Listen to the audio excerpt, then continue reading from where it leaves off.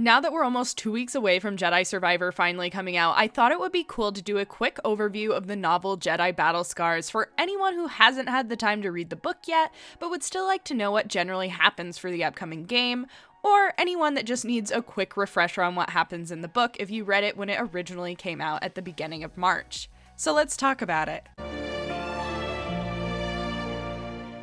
Also, just a quick, just in case, I think it's pretty self-explanatory, but spoiler warning for Jedi Battle Scars. I will be talking about what happens at the beginning of the book, to the end of the book, and everything in between. So, if you haven't read it yet and you don't want spoilers, this is your time to click out of the video. Alright, let's get into it. While trying to infiltrate a Haxian brood base, the crew runs into some stormtroopers. While they're running back to the Mantis after the mission, they run into a trooper that wants to come with them, and she ends up on the ship while they run away.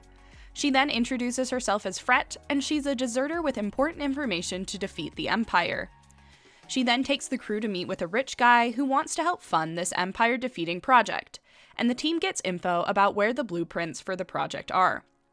During their trip to the planet where the blueprints are being held, some spicy stuff happens between Merrin and the deserter. We then learn about the fifth brother, who is also heading towards the base where the Mantis crew is headed. When they get to the base, they scout out the entrance and how to get in, and then the next day they infiltrate the base. This is where it's found out that the deserter hasn't officially deserted the Empire yet, but they did so they could complete the mission.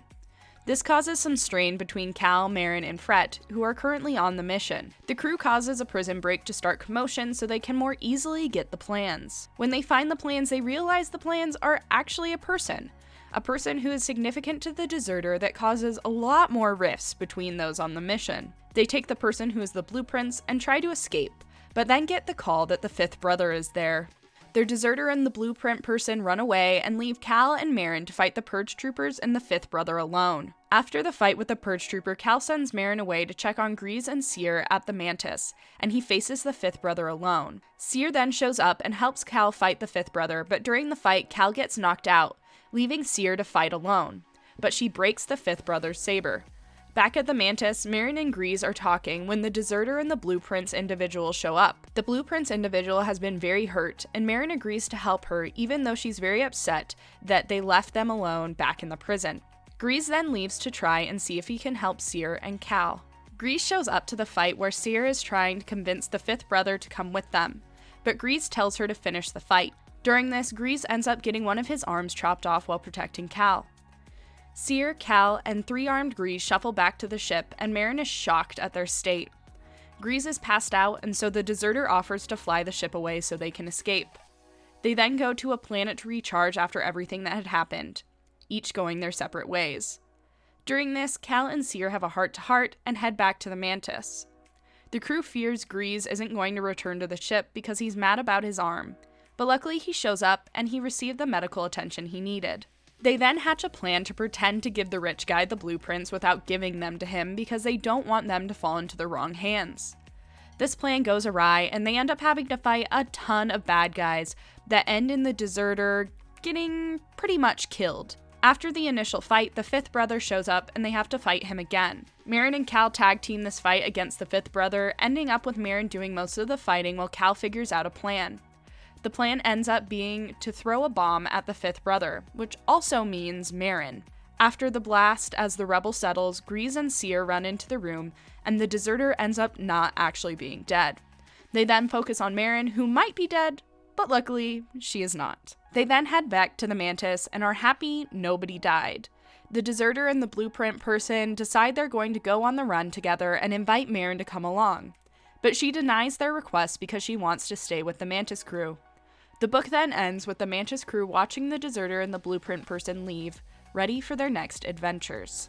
So that's just a quick overview of what happened during the novel. If you want more of the nitty-gritty details, you're more than welcome to read the book yourself, but I just wanted to give a general idea of the plot for anyone that needed a refresher, or was just curious. That being said, I will give a few specifics of some aspects of the book that I think might come up in the game Jedi Survivor.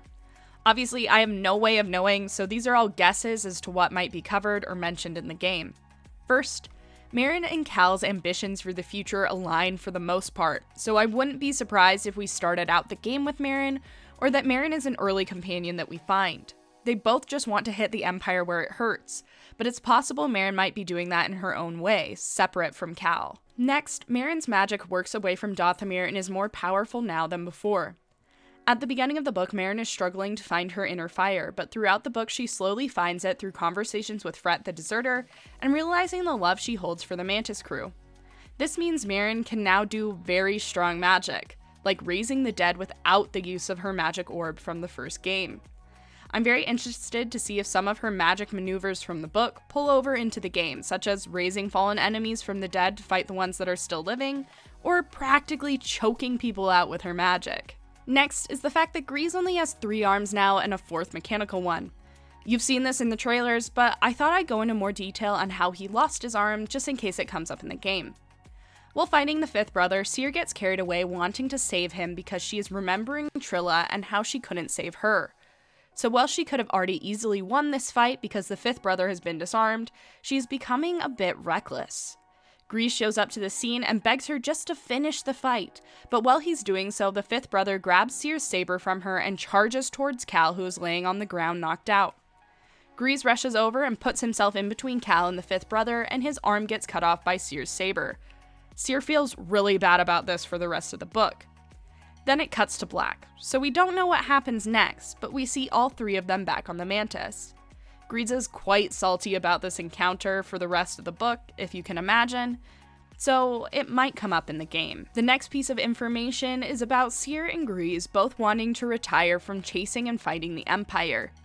Cere spends most of the book talking about wanting to start a collection and/or library of Jedi artifacts, and we actually see her collect some during the book. This rolls over well with what we've seen in the trailers so far, which seem to be Cere and her Jedi library that she has been building up. For Grease, I'm pretty sure from the trailers and such we can gather he's starting a saloon on Kobo and has retired from fighting the Empire as well, which, after the arm chopping incident, I can't really blame him. And the final thing I wanted to touch on is that throughout the book it's slowly developed that Cal and Merrin have some level of feelings for each other. Cal realizes he's jealous of Merrin's interactions with Fret, and Merrin is informed of Cal's feelings for her and seems somewhat interested.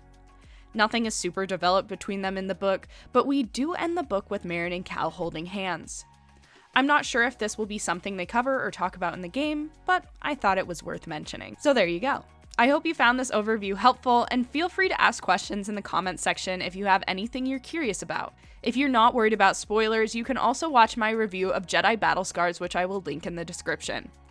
If you'd like to stay up to date with more Jedi Survivor news or me, feel free to hit the subscribe button down below. But as always, thank you for watching, may the Force be with you, goodbye!